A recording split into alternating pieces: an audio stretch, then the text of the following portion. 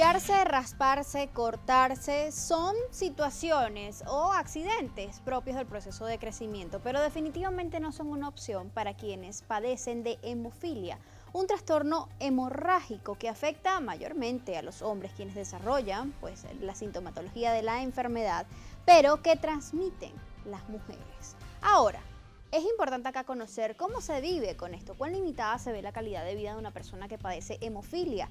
¿Cómo podemos tratarla? De todo eso vamos a conversar el día de hoy en este espacio. Participen con nosotros a través de nuestras cuentas en Twitter e Instagram, como siempre, @solucionesgb, utilizando el hashtag tu vida. Pero es un tema importante de poner sobre la mesa y someterlo a una discusión, porque no sabemos en qué momento vamos a estar cerca a uno de estos casos y es necesario que aprendamos cómo tratarlos, cómo sobrellevar la situación con una persona que tenga hemofilia, qué cuidados debe tener esa persona. Para conversar sobre esto nos acompañan la doctora Mercedes Mijares y la doctora Apsara Boadas. Ambas son hepatólogos y hematólogos, perdón, hepatólogos son los encargados del hígado y todo. Son hematólogos y integran o forman parte del equipo que trabaja en el Banco Municipal de Sangre de Caracas. Bienvenidas. Gracias por acompañarnos. Gracias. ¿Qué es la hemofilia, doctora? La hemofilia es una condición hemorrágica que se produce por déficit de factores de coagulación. Si no se va a producir una coagulación adecuada después de un traumatismo, de una hemorragia, y entonces el paciente va a sangrar. Si el déficit de factor de coagulación, si tenemos un déficit de factor 8, vamos a tener una persona con hemofilia A, y si el déficit de factor 9 sería hemofilia B. ¿Y a qué nos referimos cuando hablamos, doctora, de los factores de coagulación? ¿Qué son los factores de coagulación? Bueno, nosotros en nuestro organismo tenemos 13 factores de la coagulación que intercambian así como que si fuera un dominó. Okay. Uno detrás de otro los ponemos en fila. Van en cadena. Y, bueno, no en cadena propiamente, sino que uno, digamos, activa el otro, ¿no? Okay. Se van activando para que se produzca un coágulo firme. Okay. Entonces, a eso nos referimos. El factor 8 es uno de los factores, ¿verdad? Y el factor 9 es otro. Entonces, puede ser la más frecuente, es la hemofilia A, que es una deficiencia o ausencia del factor 8 de la coagulación. Como ya lo comentaba la doctora. Como ya lo dijo Ahora, la ¿por qué son Mercedes tan importantes los factores de coagulación en nuestro cuerpo?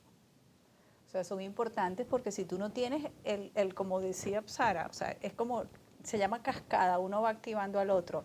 Si tú tienes un déficit o un factor que no está presente, no ejerce su acción y no vas a tener el coágulo formado, no se detiene la hemorragia. ¿Y desde cuándo, doctora, se tienen quizás los primeros registros de esta enfermedad? Se habla de que los judíos, al parecer, fueron quienes primeros comenzaron como a describirla. Sí, bueno, exactamente, desde el Talmud ya se sabía eso, estamos hablando del siglo II antes de Cristo, pero también en los registros de los árabes también hay.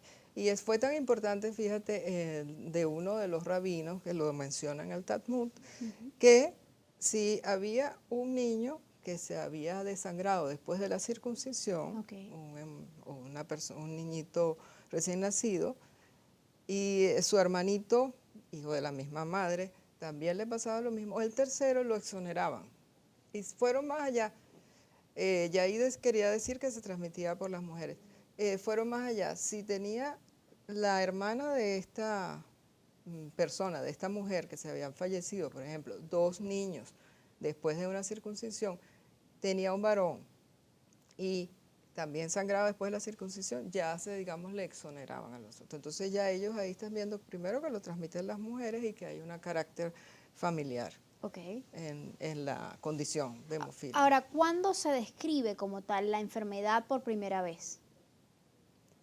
¿Fue ya entrado el siglo XIX, XX? Sí, más o menos. El doctor Otto lo describió ya en 1700 y algo, más o menos. ¿Cuál era el pronóstico de vida más o menos de una persona con hemofilia a inicios del siglo XX? Oye, la expectativa de vida era muy corta, prácticamente no llegaban hasta la adolescencia, se podría decir, más o menos. 20 años. Sí, más o menos. Como mucho. Sí, ajá. Algunos registros hablan de que la expectativa de vida en aquel momento para pacientes con esta patología era de 13 años de vida. Sí, hasta los 20 años. Ahora, ¿cuánto ha evolucionado ese pronóstico hasta ahora, hasta estos días? Oye, el pronóstico ha evolucionado tanto que si la persona con hemofilia es tratada adecuadamente, puede tener una expectativa de vida igual que una persona que no tenga la condición de hemofilia. Gracias a todos los avances en tanto el tratamiento y la atención, obviamente. Sí, las dos cosas, sobre todo. Y el conocimiento sobre los cuidados, que entiendo también es muy importante para el paciente. Sí, todos esos factores. ¿La hemofilia solo la desarrollan los varones, doctora? Bueno, sí, porque la hemofilia está ligado al gen del cromosoma, el cromosoma X. Okay. Entonces tenemos, las mujeres tenemos 2 cromosomas X, los hombres tienen un cromosoma X y un cromosoma Y. Entonces por eso es que se desarrolla en los hombres, ¿no? La transmiten las mujeres, pero la desarrollan o la puede desarrollar son los hombres. La sintomatología de la enfermedad. Sí, porque está ligado al cromosoma X, ¿no? Exacto. Entonces la mujer, como tenemos 2, el otro cromosoma, digamos, compensa y no lo desarrolla más. Sin embargo, pueden tener valores un poco más bajos, ¿no? Los valores normales de los factores 8 y 9 van entre 50 y 150%. Hablamos de hemofilia severa cuando tienen menos de 1%, o sea que prácticamente no tiene. De moderada cuando va entre 1 y 5% del factor. Y de leve entre 5 y 40. Entonces algunas portadoras, ¿verdad?, pueden tener un valor por debajo de 40. Nunca va a ser, digamos, como una hemofilia severa. Puede haber excepciones. De hecho, nosotros tenemos en el Centro Nacional de Hemofilia, que la sede es en el Banco Municipal de Sangre, una niña, bueno, ya es una muchacha, con una hemofilia B severa. Ella lo que tiene es 0,7%. Hicimos varios estudios cromosómicos y bueno, el estudio cromosómico era normal, pero sí te desarrolló la hemofilia. Pero son era un caso esporádico. Muy atípicos. Sí, es muy atípico. ¿Cuál es la prevalencia de la hemofilia? La prevalencia es 1 por cada 5.000 nacidos vivos. Varones. Varones, sí, esa es la prevalencia. ¿Podríamos hablar de esta como una prevalencia alta, baja? ¿Cuán frecuente es encontrar un caso de hemofilia? Eso es igual, perdón que te interrumpa, es igual para todos los países, no hay en realidad distinciones de raza, nivel socioeconómico, eso es así, 1 por cada 5.000 varones nacidos vivos. Sí. Ahora, ¿cuándo se habla exactamente de que hay una deficiencia del factor de coagulación? ¿Cuando el factor está por debajo entonces del 40%? Sí. Si encontramos a una persona que tenga deficiencia de un 50%, ¿no se considera hemofílico? No, esa persona tiene un rango, de repente en el rango inferior de lo normal, pero es normal, es un valor normal. ¿Es probable que un varón, un hombre, sea portador de la hemofilia y no llegue a desarrollar los síntomas? No, lo que es una hemofilia leve. Por ejemplo, un varón que tenga 40% es una hemofilia leve. Entonces, ¿qué pasa? A lo mejor se va a diagnosticar un poquito tardíamente, ¿verdad? No como los niñitos cuando empiezan a gatear, sino que a lo mejor le van a hacer una cura de una hernia umbilical, le piden los exámenes y entonces una de las pruebas de la coagulación le sale alterada, prolongada, y entonces se empieza a estudiar y bueno, es que tiene esta deficiencia. ¿Cómo reacciona por lo general la sociedad frente a los casos de hemofilia? A veces podríamos decir que de repente como la madre es la portadora, a veces ellas pueden pasar por un proceso de negación de que tienen la condición de portadora. Pero yo diría que con el tiempo lo asumen, incluso en los pacientes también se ve que ellos a veces tienen un rechazo, pero después lo asumen su condición y cumplen su tratamiento, que es lo importante, que cumplan su tratamiento y pueden llevar su vida normal. Pero hay mucho miedo quizás en el paciente, en los familiares del paciente, porque estamos hablando de una enfermedad que si se quiere, o quizás no es el término correcto, pero es como muy escandalosa, porque, a ver, si nos causamos algún tipo de herida, si nos raspamos, estamos hablando de sangre que va a correr por allí y que obviamente esa herida no se va a cerrar tan rápidamente como cualquier otra persona. Claro, pero no es que te vas a desangrar enseguida, Claro. ¿no? Sí, fíjate, lo que pasa es que vas a sangrar por más tiempo, porque el coágulo no se llega a formar bien, es muy frágil, ¿no? Y más que todo lo que tú ves son hematomas y encapsulados. Por ejemplo, ellos sangran mucho a nivel de articulaciones. En los niñitos es frecuente en los tobillos, también las rodillas, los codos, ¿no? Cualquier articulación, porque son los de peso, digamos. También cuando si no se sabe el diagnóstico, les ponen, por ejemplo, una inyección intramuscular en el glúteo, bueno, puede ser un hematoma también, con las vacunas o algo de esto. Entonces, no es que, digamos, no es tan escandalosa tampoco. A veces eso sí hay un sangrado, es importante aclararlo. Sí, a veces que hay un sangrado bucal que sí puede ser escandaloso porque puede durar mucho tiempo, ¿no? Y claro, se pudiera anemizar, pero... claro, pero me refiero al punto de que quizás cualquier madre se preocupa si por un golpe que no es tan severo, el niño entonces desarrolla un hematoma pues importante. Claro, hay que irle haciendo hay un equipo multidisciplinario y hay que hacer trabajar un abordaje. A la madre, exactamente. Hay que irle haciendo. Tenemos que hacer una pausa. Al regreso seguimos hablando de este tema que quizás es uno de los puntos más importantes dentro de toda esta conversación. Ya venimos.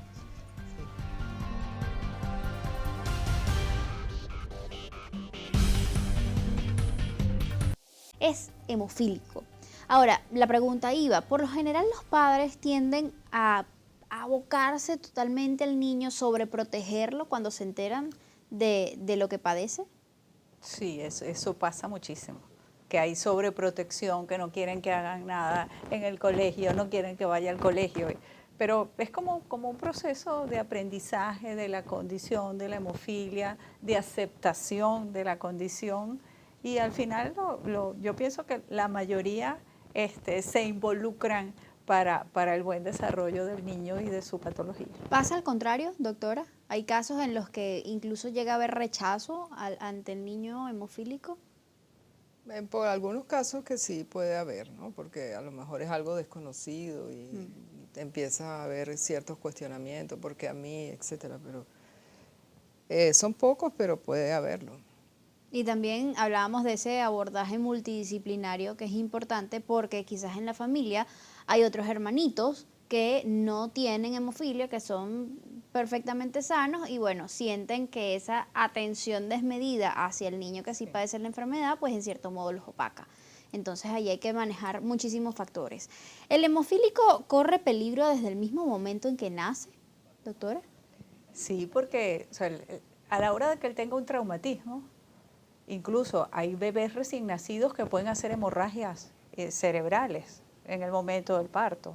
Entonces, desde que a la hora que él tenga un traumatismo, él va a tener riesgo de sangrado ante pequeños traumas. Entonces, si por casualidad, si va a una intervención quirúrgica sin saber que es hemofílico, también va a tener ahí una condición de mayor riesgo de sangrado.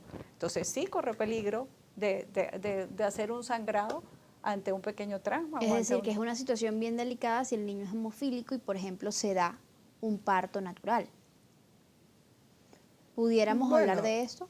No necesariamente, porque, bueno, depende, ¿no? Lo que es más traumático son los partos instrumentales o por forceps, ¿no? Si el parto natural, digamos, no fue traumático, pues no habría problema, pero si hubo algún tipo de, a lo mejor, que duró mucho tiempo y entonces eso sí puede hacer un cefalohematoma, ¿no? ¿A qué edad se suele diagnosticar la hemofilia? Ahí depende de la clínica de sangrado del bebé o del varoncito. Y porque depende, o sea, si es grave o severa, va a tener más síntomas que el que leve, que como decía Sara, se puede diagnosticar de repente ya adulto cuando va a una intervención quirúrgica. Pero entonces depende, porque hay unos que, de acuerdo como a la clínica de sangrado, hay algunos que sangran mucho y ya de cuando empiezan a gatear, empiezan a hacer hematomas, entonces la mamá se da cuenta que si no se sabe que tiene la condición de hemofilia desde el nacimiento, a veces es cuando ellos comienzan a gatear, que se empiezan a hacer sus hematomas o hemorragias intraarticulares, y ahí se hace el diagnóstico. ¿Es posible diagnosticar la hemofilia en estado fetal? Sí, sí se puede, pero porque se puede hacer la determinación de los factores. Pero eso uno lo tiene que conversar muy bien con los padres, porque tomar la muestra, tú vas a tener después alguna, digamos, vas a tomar alguna determinación acerca de si vas a llevar al final ese embarazo. Okay. Si no, realmente no se justifica mucho porque es como, digamos, un traumatismo, a lo mejor a la misma toma de la muestra que pudiera ser ¿Porque complicado. se hace a través de la amniocentesis? Sí. Entonces, bueno, nosotros en realidad no lo recomendamos mucho. Como tampoco recomendamos, si es una madre que ya se sepa que sea portadora, como esto es un azar, ¿verdad? Un 50% de posibilidades de que sea, que el niño tenga la condición de hemofilia o que no la tenga. No se sabe. Ajá. Entonces, si se sabe que es un feto varón, nosotros le colocamos que por favor no le estén tomando muchas muestras al bebé, porque después pudiera desarrollar un gran hematoma por venopunción. Okay. Entonces, eso tiene sus riesgos. Entonces, que no, dentro de lo posible, que no lo estén tomando muestras. Que después, en el transcurso del tiempo, uno los va a estudiar. Seguro que los vamos a estudiar. Ok, tenemos entonces que la hemofilia básicamente se clasifica en dos tipos, hemofilia A, hemofilia B. La A cuando el factor de coagulación que está deficiente o ausente es el 8 y la B cuando el factor es el 9, que está deficiente o ausente igualmente. Pero estamos hablando de diferentes niveles, digamos, de la hemofilia, del leve, del moderado y del severo. Ahora, ¿puede la hemofilia ser un trastorno adquirido? Sí. Sí, es otra enfermedad diferente. Okay. Diferente a la hemofilia congénita, ¿no? Y esto puede desarrollarse o deberse porque creas tú un anticuerpo a tu factor, a tu propio factor. Okay. Es una persona sana. ¿Y cuando lo ves? Primero, es mucho menos frecuente, es 1 cada 1.000.000 de habitantes por año. Okay. Eso es poco frecuente, afortunadamente. La clínica es muy aparatosa. Okay. A medida que pasan los años, en los mayores de 60 años es más frecuente. Y 60, 70, 80 es mucho más frecuente. Se dice que inclusive en los mayores de 80 años puede ser hasta 1 por cada 500.000 o hasta 300.000 personas. Wow. Sigue siendo poco probable, pero es más frecuente. También puede producirse en algunos casos en las mujeres posparto. ¿Okay? Relativamente es una de sus causas. También en trastornos inmunológicos, en trastornos donde hay, por ejemplo, una malignidad, también puede producirse. Entonces sí, pero es otra enfermedad diferente. Ok, pero se conoce quizás qué es lo que causa que la persona desarrolle pues de un momento a otro la hemofilia de manera adquirida. Es una alteración inmunológica, sí, como lo decía. El organismo reacciona contra el factor de coagulación. ¿Se convierte en una enfermedad autoinmune? Sí, es una enfermedad autoinmune. Nuestras defensas comienzan a atacar entonces nuestros factores de coagulación. ¿Pero por qué? Bueno, puede ser porque tenga a lo mejor un mieloma, que es frecuente, un trastorno hematológico, que tenga posparto, entonces, bueno, hizo un anticuerpo. Puede ser, por ejemplo, también secundaria a una enfermedad inmunológica como pudiera ser el lupus, ¿me entiendes? O sea, siempre hay algo atrás. Queda siempre un grupito, como un 30% que uno no le consigue la causa y es lo que se llama idiopática. Ok. Pero siempre hay como algo ahí que desencadenó esa reacción en tu organismo. ¿Y la mayoría de los casos de hemofilia son leves, moderados o severos? ¿De cuál? De los casos de los que se tiene registro, casos de hemofilia clásica, por decirlo así. De la hemofilia congénita. Exactamente. Bueno, sí, sí. Sí. No, más o menos, fíjate, eso es muy importante. Por ejemplo, en Venezuela nosotros tenemos un buen registro, un buen diagnóstico, porque de verdad que eso se está trabajando en el Banco Municipal de Sangre desde hace mucho tiempo. Okay. La doctora Norma de Bosch fue una pionera y siempre desarrolló esa parte, ¿no? En la parte del diagnóstico de la coagulación. Entonces, nosotros tenemos un excelente registro de los leves, que a veces eso en otros países no lo tienen. Entonces, por ejemplo, te podríamos decir que nosotros tenemos mucha hemofilia B leve, 266 creo que es la cifra exacta, ¿no? Que uno diría, ¿por qué? O sea, bueno, porque los diagnosticamos, simple y llanamente. Se ven mucho en el oriente del país. Okay. No sabemos si es porque ahí hay mucho como endogamia, ¿no? Se cruzan entre familiares. Okay. Entonces eso es lo que te habla, pero más o menos es la misma cantidad. Y digamos, el tipo de hemofilia que se hereda de madre a hijo, ¿es siempre el mismo tipo? Es decir, si la madre tiene hemofilia tipo A, ¿va a pasarle a su hijo el mismo tipo de hemofilia? Es decir, no es probable que el hijo tenga hemofilia tipo B. Bueno, sí, fíjate tú, si de repente la mamá no le pasó su alteración genética al bebé y el bebé hace una mutación, o sea, es un trastorno genético ya del bebé, podría ser, o sea, no te puedo decir que no, pero lo usual, o sea, lo frecuente es que si tú eres portadora de hemofilia B, el bebé puede tener hemofilia B, y si eres portadora de hemofilia A, el bebé va a tener hemofilia A.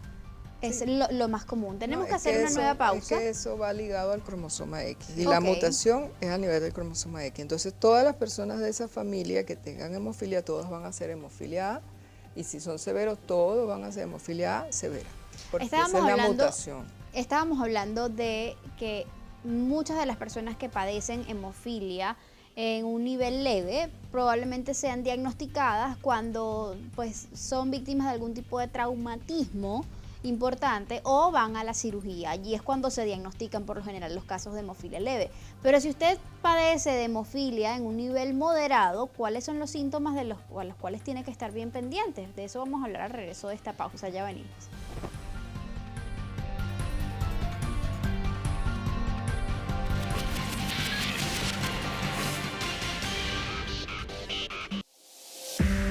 Usted está... Importantísimo hablar sobre esto de la hemofilia. ¿Cómo es el procedimiento diagnóstico para dar con la enfermedad? Si es una persona si es un hijo de una portadora, tendríamos que observarlo y si hace alguna manifestación de sangrado, ahí lo estudiamos. La prueba inicial sería una prueba que se llama PTT, que es el tiempo parcial de tromboplastina, que es una prueba de coagulación. Esa prueba va a estar prolongada con respecto al valor normal. Todo paciente que tenga esa prueba prolongada debe ser estudiado, porque entonces habría, una vez que tiene la clínica de la hemofilia y tiene el PTT prolongado, para hacer el diagnóstico tendríamos que hacerle lo que llamamos título de 8 o título de 9 para ver cuál es la hemofilia que presenta. Hay personas, y esto lo he escuchado, que suelen sangrar mucho espontáneamente por la nariz y la gente a veces dice, bueno, chequéate, puede que tengas hemofilia. ¿Hay algún tipo de asociación entre este síntoma y la posibilidad de ser hemofílico? No, bueno, puede ser cualquier trastorno de la coagulación, porque la hemofilia es la más frecuente dentro de los trastornos de la coagulación, ¿no? Pero existen alteraciones de los otros factores, del 1, del 2, del 5, del 5 más 8, del 7, del 11 y del 13. Además, pudiera ser un trastorno plaquetario también. Puede ser una enfermedad de von Willebrand que es bastante frecuente, digamos. Y ellos hacen más sangrados mucosos que la hemofilia. La hemofilia hace más sangrados a nivel muscular, articular y eso. No quiere decir que no lo presente, porque a lo mejor el niñito se hizo una laceración en la encía y puede sangrar por allí. Ok. ¿Puede un hemofílico tener una vida normal, llevar una vida normal? Sí, si cumple su profilaxis, que era lo que mencionaba Sara, que es el tratamiento es la infusión de factor sin sangrado, de modo que elevas el nivel del factor en sangre, lo transformas de grave a moderado y él puede llevar su vida normal.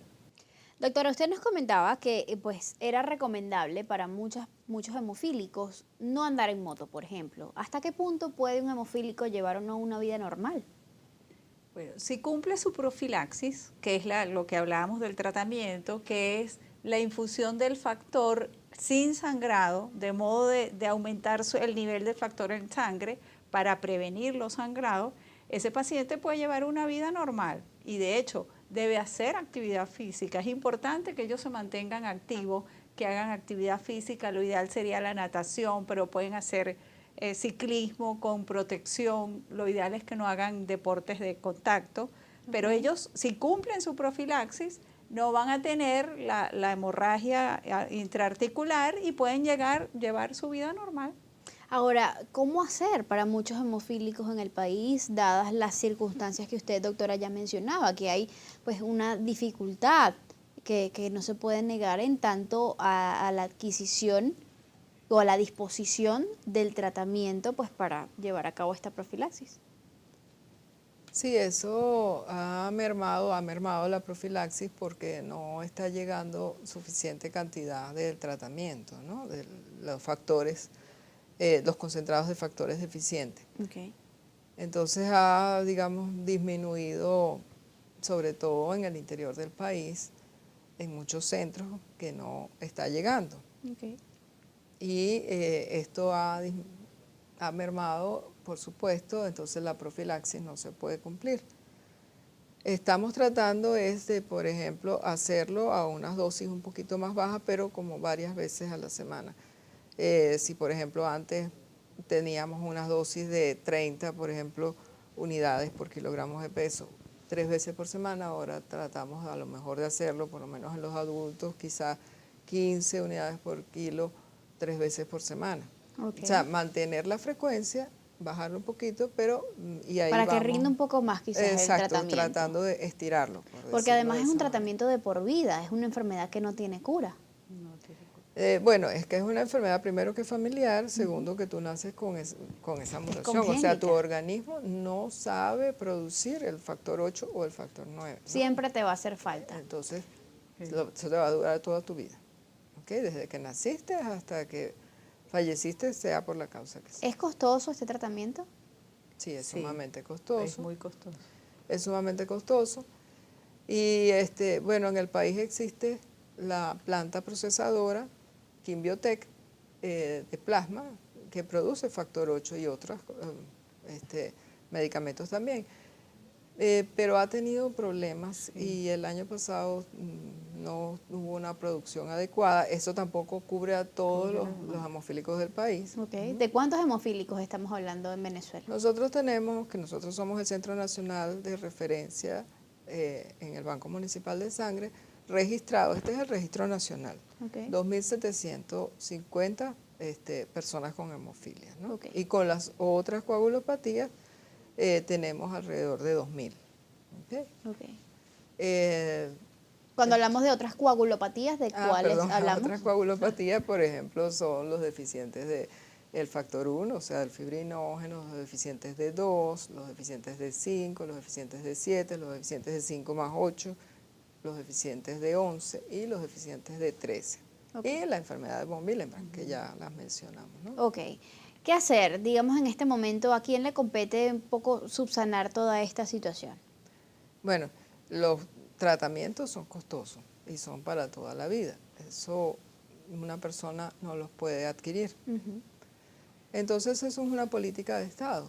Y en casi todos los países es así. ¿Okay? Digamos, el Estado compra, según el registro nacional, la cantidad de factor para que se cubra a todos los pacientes y poder cubrir tanto las emergencias como cubrir la profilaxis, como cubrir el tratamiento de las personas con inhibidores. Okay. O sea que tú tienes que tener los productos completos, tanto factor 8 como factor 9, como los agentes puente o bypassiantes, como ya mencionó la doctora Mijares, así como que también los otros que son las otras coagulopatías, que son menos, pero también hay que tener esos factores, o sea que tenemos que tener una amplia cobertura, pero para eso, digamos, las entidades, las autoridades tienen que tener el registro, por eso es que es muy importante el registro de las personas con problemas de la coagulación, para que puedan comprar eso. Es importantísimo y ojalá que ese llamado pues llegue a los oídos correspondientes, los responsables de hacer que esta realidad cambie y pues de garantizarle obviamente el tratamiento a esos 2.750, si no me equivoco, pacientes hemofílicos que tenemos en el país. Y a los otros también, perdón. Y a los otros también. O A sea, los otros estamos 2.000 hablando de los 4.700. Exactamente. Doctora, ¿existen medicamentos o quizás también algunos alimentos que no se recomienden para el consumo del hemofílico? No, la dieta del hemofílico tiene que ser una dieta balanceada, igual, o sea, adecuada para que tenga su hemoglobina en niveles adecuados, porque va a sangrar y entonces si no se nutre adecuadamente, entonces puede tener una anemia, además de por el sangrado, por la mala alimentación. Y está para algunos, para los pacientes con hemofilia leve, y para la enfermedad de von Willebrand podemos tratarlos esos con la desmopresina, que tampoco la hay en el país ahorita. Ok. ¿Medicamentos prohibidos para el hemofílico? Sí, sí hay. Por ejemplo, el ácido acetilsalicílico, la aspirina, como esto actúa sobre la agregación de las plaquetas, entonces también hay una tendencia mayor a sangrar. Los antiinflamatorios no esteroideos, ¿por qué? Porque también producen un efecto en las plaquetas.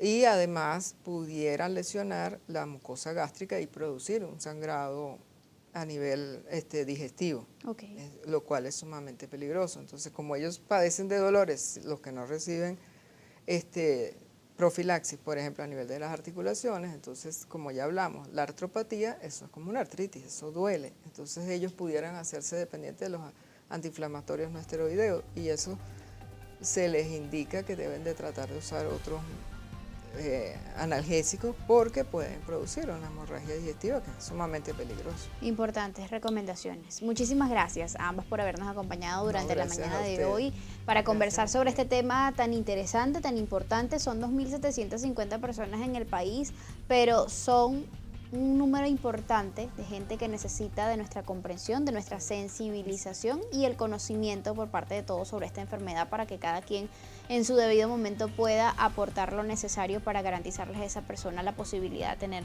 una vida normal o una mejor calidad de vida. Muchísimas gracias también a ustedes, amigos, por haber estado allí. Recuerden que el ejemplo comienza por casa y siempre es mejor ser parte de la solución que del problema. Nos vemos.